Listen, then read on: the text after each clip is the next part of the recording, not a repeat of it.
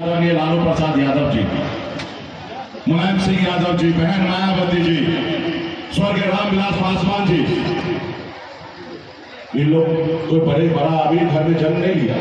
ये लोग भी गरीब घर में जन्म लिए, संघर्ष किए, लड़ाई लड़े, अपने वोट को ताकत को समझे।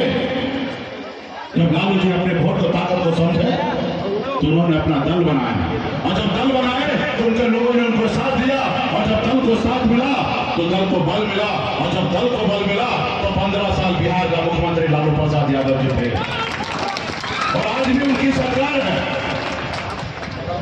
लालू जी मुख्यमंत्री बने पैसे के दम पे नहीं, वोट के दम पे, और जब वोट के दम पर मुख्यमंत्री बने तो अपना बदलाव लाए, अपना नाम को रोशन किए, अपने समाज को आगे बढ़ाए।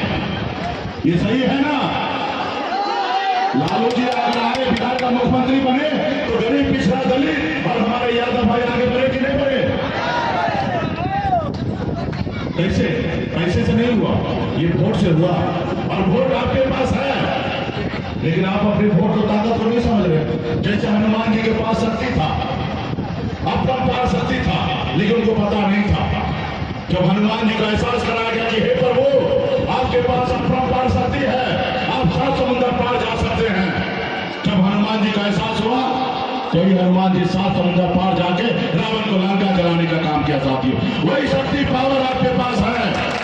आज यूपी, बिहार, झारखंड में अगर निषाद भाई अगर एक मंच पे आ जाए तो पट्टा क्या, हम दिल्ली को कब्जा कर सकते। साथियों, दिल्ली को कब्जा कर सकते।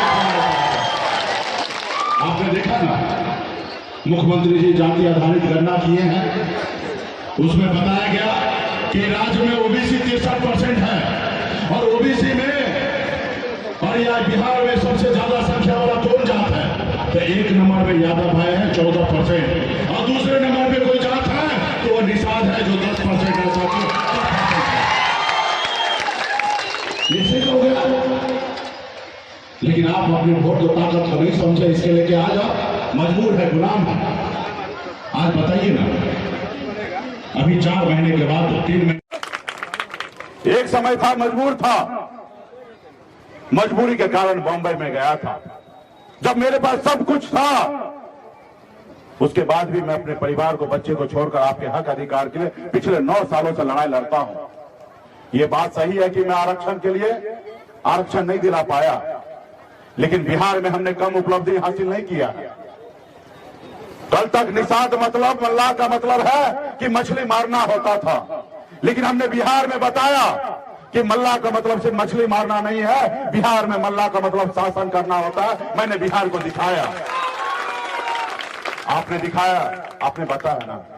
आजादी के 77 साल बीतने के बाद पहली बार हिंदुस्तान में, बिहार में, कल तक निषाद का बेटा एक टिकट मांगने के लिए पूरी उम्र को बिता देता था, एक टिकट नसीब नहीं होता था। लेकिन 2020 में निषाद मल्लाह का बेटा टिकट नहीं मांग रहा था, टिकट बांट रहा था। ये हमारी पहचान है। साथियों, आपने देखा 4 विधायक हमने आपके अपने दम पर हमने बनाया।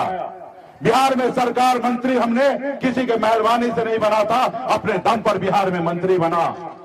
और आप सबको पता होगा, सरकार का चाबी मेरे पास था। अगर हम जिनको चाहते उनको बिहार का मुख्यमंत्री बना सकते थे, ऐसी ताकत हमारे पास था।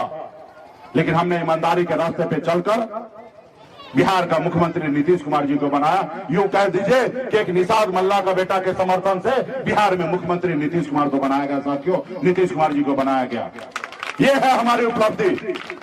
इसलिए साथियों, ये कैसे हुआ, ये क्यों हुआ? जब हम मैदान में उतरे, संघर्ष किए, आपने हमें अपना भाई, आपने हमें अपना नेता, आपने हमें अपना बेटा जब माना, और आपने कहा सन ऑफ मल्लाह आप आगे बढ़ो, हम आपके साथ हैं, तब मैं ऐसा कर दिखाया। अगर आप हमें अपना नेता नहीं मानते तो क्या लगता है, ये भाजपा वाला हो या लालू जी हो, हमसे गठबंधन करता? नहीं करता। उनको मालूम है कि बिहार में निषाद समाज के हक अधिकार के लिए लड़ाई सन ऑफ मल्लाह लड़ता है, और बिहार में हर घर में, हर किसी के दिलों में अपना जगह सन ऑफ मल्लाह बना लिया है, और बिहार में निषाद का नेता मुकेश सहनी है। और जब उनको यह एहसास हो गया तो आपसे समझौता करता है। कल तक आपसे समझौता करता था कि आप अपना वोट 200 रुपए में बेचिए, लेकिन आज समझौता क्या करता है कि सहनी जी मेरे साथ आ जाइए, 25 को विधानसभा ले लीजिए, आप मेरे साथ आ जाइए, 5 को लोकसभा ले लीजिए। आज ऐसा समझौता करता है, लेकिन कल तक आपके गांव में आके 200 रुपया 400 रुपया किसी लंबा कुर्ता वाले को दे देता था और आपका वोट खरीद लेता था। लेकिन आज आपका सब समझौता होता है। आज हमारी लड़ाई है कि निषाद को आरक्षण मिले। ये कोई मैं भीख नहीं मांगता हूं, ये मेरा अधिकार है। आज बताइए ना, बंगाल में निषाद को आरक्षण है एससी का, आप दिल्ली चले जाइए, वहां पे निषाद का सभी उपजाति को एससी का दर्जा मिला हुआ आरक्षण है एससी का, लेकिन बिहार में नहीं है। आप बताइए, देश एक है, देश के प्रधानमंत्री एक है, देश के गृह मंत्री एक है, देश का संविधान एक है, फिर हमारे साथ भेदभाव क्यों?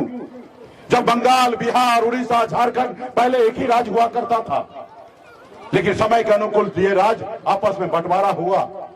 लेकिन आप बताइए कि बंगाल का निषाद और बिहार का निषाद में फर्क है? दोनों एक ही है, लेकिन एक भाई को आरक्षण मिल रहा है, दूसरा भाई को आरक्षण नहीं मिल रहा। इसका दोषी कौन है? इसका दोषी वो जो दिल्ली में बैठे हैं, वो दोषी है। और दूसरा दोषी कौन है? दूसरा दोषी आप लोग हैं और हम हैं। क्या हम अपने हक अधिकार के लिए हमने संघर्ष नहीं किया और लड़ाई नहीं लड़ा? आज यूपी, बिहार, झारखंड में 3 राज्य में घूमिए, 137 जिला है, 137 जिला में एक भी निषाद का बेटा कलेक्टर नहीं है। अगर काश अगर हमारे समाज में भी अगर आदरणीय लालू प्रसाद यादव जी जैसे नेता अगर जन्म लेते, संघर्ष करते, लड़ाई लड़ते, तो आज हमें आरक्षण मिल गया होता। और आरक्षण मिल गया होता तो इसका क्या लाभ होता मैं आपको बताता हूं। आज निषाद का बेटा कलेक्टर होता, एसपी होता, एसडीओ होता, बीडीओ होता, सीओ होता, डॉक्टर होता, इंजीनियर होता, लेकिन नहीं है। आज आपके बच्चे मछली मारने पे मजबूर है, तो उसके लिए कौन लड़ाई लड़ेगा? ये देश हमारा है और हम अपने देश में हम अपने अधिकार के लिए लड़ाई नहीं लड़ते हैं। इसलिए साथियों, जिसके पास दल है उसके पास बल है, और जिसके पास दल नहीं है वो दलदल में है। साथियों, वो दलदल में है। जब तक लालू प्रसाद यादव जी दल नहीं बनाए थे तो हमारा यादव भाई भी दलदल में थे। जब लालू प्रसाद यादव जी दल बनाए तो दल को जब बल मिला तो आज उनके समाज का हर समस्या का हल होता है। आज आपके पास भी पटना में अगर ताकत होगा तो आपका गांव में फायदा मिलेगा। 2,65,000 करोड़ रुपए का बजट बनता है हर साल का बिहार का विकास के लिए, 2,65,000 करोड़। और आपने अभी देखा जातिगत जनगणना हुआ, वहां पे बिहार में ओबीसी में सबसे अधिक संख्या में कोई है तो वो हमारे यादव भाई है, 14% है। अगर दूसरा नंबर पे कोई जात है तो बिहार में निषाद समाज के सभी उपजाति 10% संख्या में है। आप बताइए, जब हमारा 10% संख्या है, जब 10% संख्या है तो 2,65,000 करोड़ में 26,000 करोड़ रुपया मेरा हिस्सा बनता है। लेकिन 26,000 करोड़ में 600 करोड़ रुपया भी आपके लिए खर्च नहीं होता है। अगर वहीं पे उस खजाना के पास पटना में जो खजाना रखा है, उस खजाना में अगर आपका भाई होगा तो आपके लिए विकास का काम करेगा।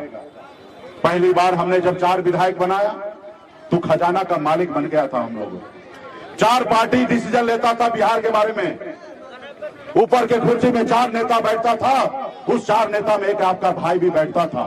एक तरफ नीतीश जी बैठते थे, एक तरफ भाजपा का नेता बैठता था, एक तरफ मांझी जी बैठते थे, और चौथा आपका भाई सना पल्ला बैठता था और बिहार के विकास के बारे में सोचता था।